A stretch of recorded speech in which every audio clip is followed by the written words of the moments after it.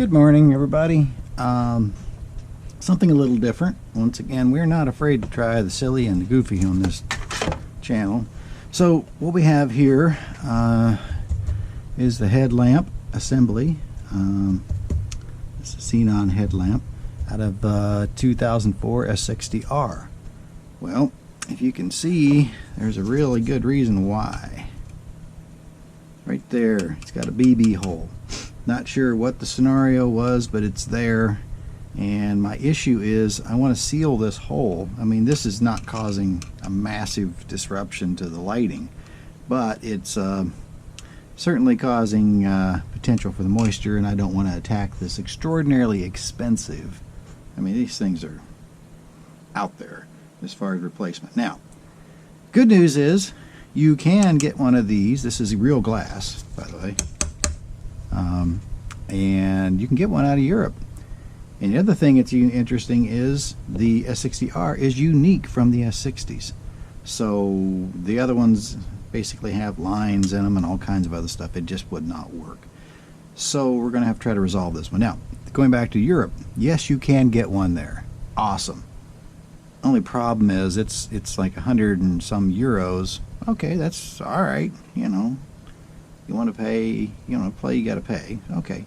However, it's over 220 euros to have it shipped to the US. So it's like, holy smokes, that's way too much. So we're going to try to just basically seal this up today. From the inside, we're going to take this glass off. There's a procedure for that from Volvo. Not a problem. We'll see if we can do it without cobbling it up too badly. And then well, from that standpoint, we'll see what we can render some aid to this one. Now, it is my hope, but it is not a guarantee, that this chunk of glass is inside here, in somewhere in the housing. I can't hear it rattling, so unfortunately I don't know what to do about that, but we'll spelunk when we get the glass off and find out what's going on. This is glass, as I mentioned. Well, in plate glass repair, there is actually a thing where you can actually reseal this up, put the piece of glass back in, polish it, and if you've ever been to some old school storefronts and stuff where they had real plate glass, you might see one of these things, and it had been fixed. So, I mean, it's not perfect, but it's going to be less than the entire assembly. And frankly, this is a poser car. I drive it rarely, but I certainly want to take good care of it. I might mainly drive the 850 and the other S60, but this one here is kind of like my fun car, and so we'll see what we can do about it. So I'm going to set up and start getting this off. So what there are, just before you get too far, there are clips like right here. These have to come off that sandwich it together, and then there is a butyl seal running around the perimeter of this. So what we're going to do is we're going to pop these off, and looks like I see 1, 2, 3 of those. And again, I'm not guaranteeing that's the exact, but 1, 2, and 3. 3 and probably 4. Alright, so I see 4 of those, and we're going to get those off, and we're going to be using my hot air soldering gun today. And it's the reason I like using it. A hot air gun's fine, but this thing with that small nozzle, and I can vary the temperature just the way I want it, it's a pretty good setup. So we're going to get started on that, and I'll bring you back. First, I'm going to get these clips off of here. Try not to break the glass. All right. Okay. When you get to one of these clips right here, here's the glass side, here's the plastic side. I recommend that you pry on the plastic side. The glass on this one popped up, and there it goes. And you thought it was just your house. So I'll grab that one, and I'll get these other clips off, then we'll come back for the heating process. Okay, here we go. There is a thin seam. You can see it right there. A little bit of a location to get into. And I'm going to heat on the plastic side, so that'll give me an indicative indication of getting too hot. I'm just trying to get the butyl soft.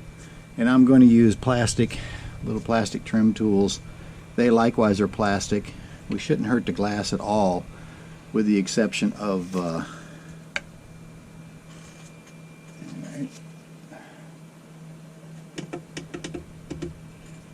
about 175C, just for argument's sake. Just going to heat it up. She knows how with the soldering, hot air soldering, you can control it very well.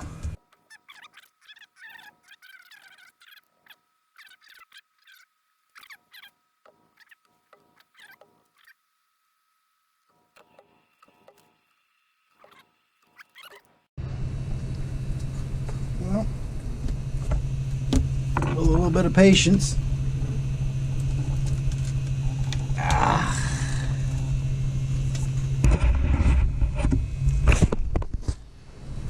Here it comes. This stuff is sticky and gluey and gooey, sorry, and gooey. And there's our BB hole. Pretty good chunk. After rotating it around a little bit, I was able to hear some rattling, so maybe that's the glass. Just try not to drop it here. There's a piece, and there's a piece of a bulb, I think.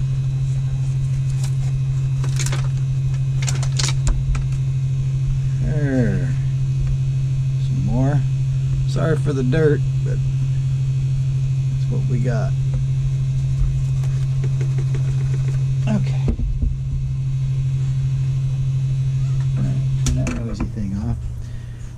Kind of the thing was, I use slow heat, and these tools, they bend pretty easy, which was actually pretty good. That way I couldn't muscle it in a stupid way and really hurt much. So I think we have a portion of the bullet hole.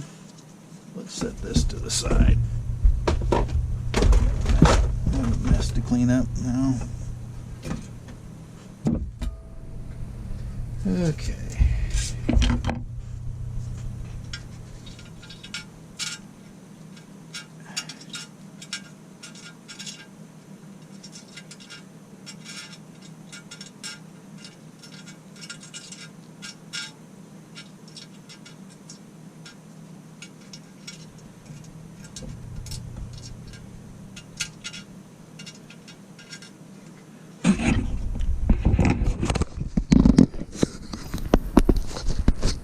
Trying to fiddle with this to see. It's two big chunks of something. Let's see here. These two.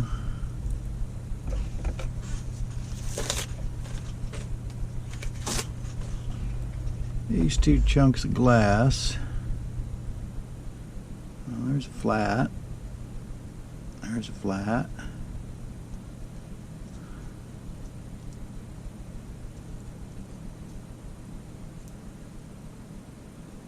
It's kind of like a jigsaw puzzle.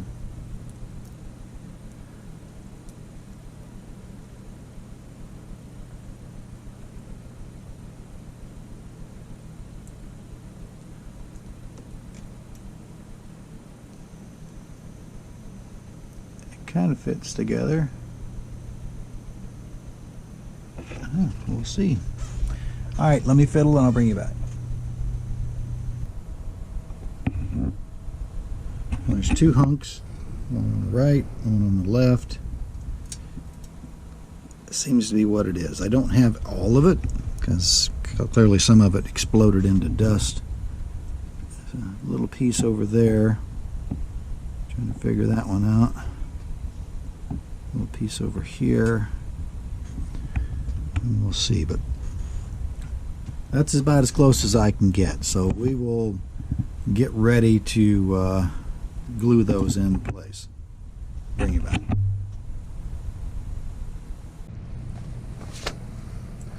Okay, for those of you that are interested, Delta Kits is where I got the materials to do the repair with. And it's solid plate glass repair. Is this plate glass? No, not exactly, but it sure broke just like the example they gave. So we're going to follow the steps. You get a quick screenshot of that. First step they wanted to do was to clean everything with denatured alcohol, so I ran to the farm store. Yep, ran to the farm store and picked up the stuff that they recommended. No, I didn't grab something off my shelf and say good enough. I went and grabbed the exact stuff.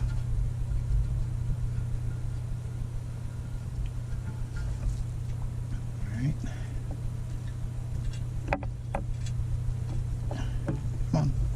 Come on.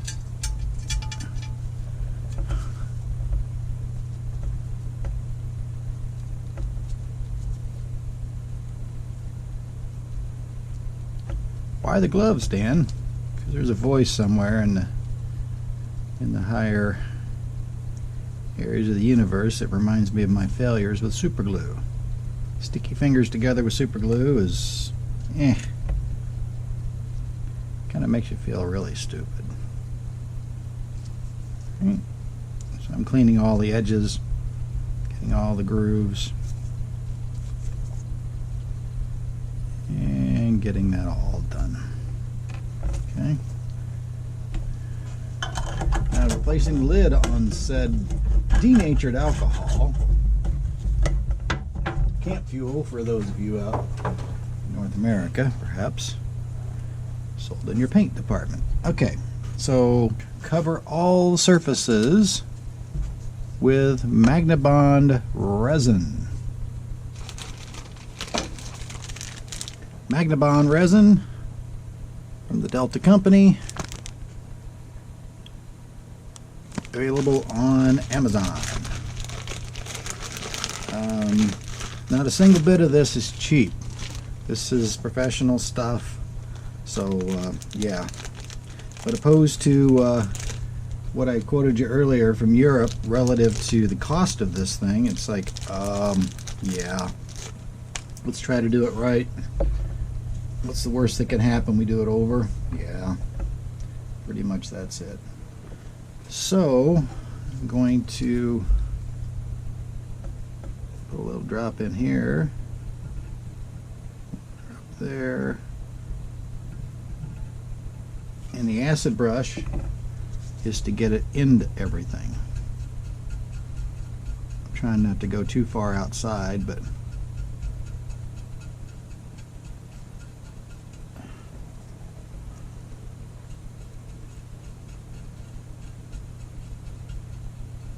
okay, we have that. Adding just a little bit more to the acid brush. Okay. Pick up the pieces. I don't know if this is an activator. I'm just following what the people who do plate glass repair tell me to do. Okay.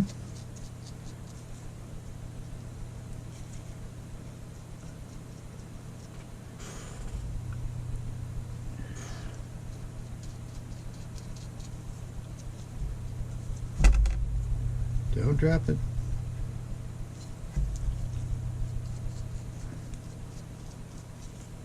It's hard to see for you, but it's wet.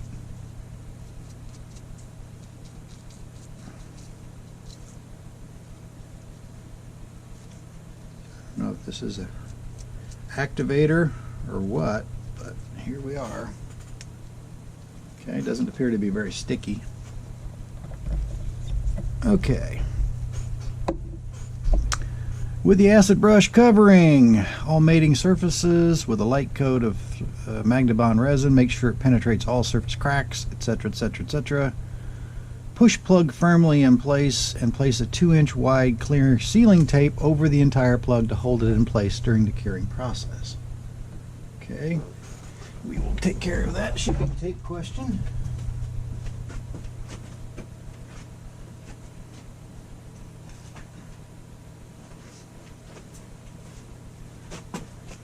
Okay, we were supposed to follow the other one immediately with this other, so we will take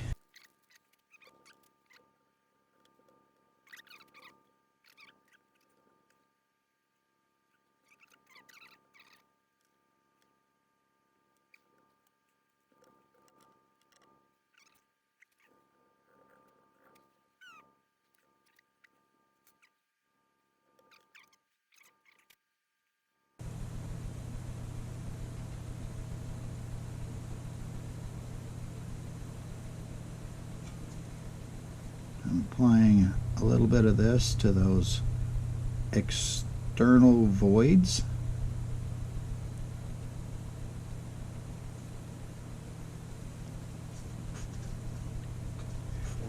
Hopefully fill in any problems. Okay, there's that. Clear shipping tape.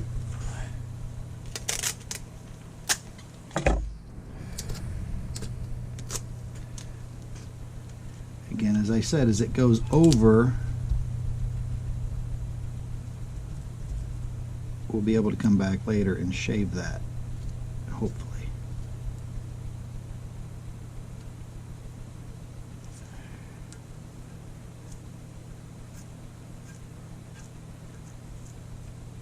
Okay. If you can see that so far. Oh, maybe you can't see it so far. It's becoming tricky and invisible stuff, which is cool. Okay, it's raised. The resin's raised, but the glass isn't. Okay, flip it over. Now there is the slightest of bullet holes on this side. Just the slightest. I'm going to come on, Bertha. Let's see. Not quite tall enough. Let's grab everything off the bench and see what we can do here. Not quite tall enough. I'll show you in a second what I'm playing with here. Maybe your desk is like mine. Well, I don't think anybody's is quite like mine. Okay, so that's pleasant. Resin.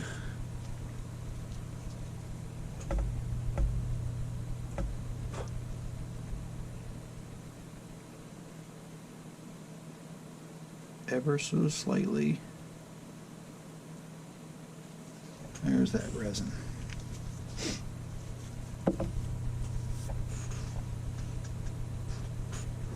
Okay.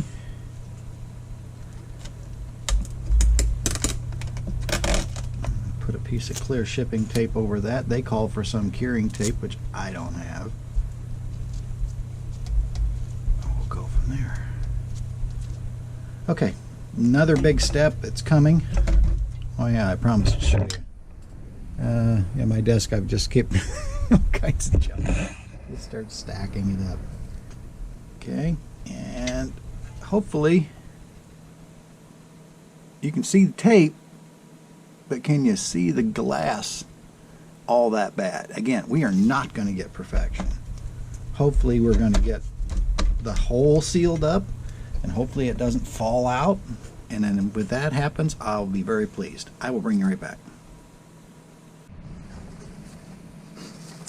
Okay, we've got the tape applied on both sides, and this is a UV curing resin. So we have a bit overkill here for a UV lamp. This was originally purposed for engine oil dye leaks, transmission oil dye leaks. Very powerful one. It works, and according to this, 15 minutes if it is a good one, within a 1/4 inch of the glass. Well, we're not 1/4 inch, I'll jockey that around. And 30 minutes if it's not a powerful one. I'll just give you a close-up of what's going on over here. There's the black light, and there's the repair area. I'm actually, so far, yeah, we'll be able to see where it is, but oh, you didn't think I was going to be doing nothing. Well, in the meantime, while that's curing, I'm going to be cleaning out all of this old, it doesn't look like butyl to me. It looks like it might have been a caulk of some kind. Butyl, obviously it can be different colors, but this is just feels a little strange. Butyl is usually a little bit more terry, you know, gummy, sticky. I don't know if someone tried this at some point in the past and used a caulk of some kind. I don't know. I'm going to put some heat on it and then keep scraping here while we're waiting for the... Okay. I've cured it out. Again, perfection? No. But you see where some of it, like over here, that's a pure void. I didn't have any glass to fill that, so the hole is filled. It's UV activated, so it's in place. There's no raised edges or anything here, so I think it'll be good enough for our purposes. Next step, take a roll of butyl, and it's going to go around the perimeter of the glass, but it's going into the housing on the other side. But okay, we've applied a fresh layer of butyl all the way around the perimeter. For this one, the way it's shaped, I stretched it a little bit, the butyl off the roll. That way it will have a little smaller diameter while it's laid into the channel. It's still going to seal fine, but it's just going to make it a lot easier, not have to mush your way through that entire bead width of that. So we'll see how it fits. If I don't like it, I'll tear it out and put it back. Not super elegant, but when you put this on in the butyl and you compress it, you're going to feel where it's digging in. The butyl is going to help hold it in place, but it's also sealing the edge of it. Well, there it is all together. You can see it if you're looking at it. I don't think anybody going down the highway is going to really pull me over and say, hey, all right, let's get it back in the car.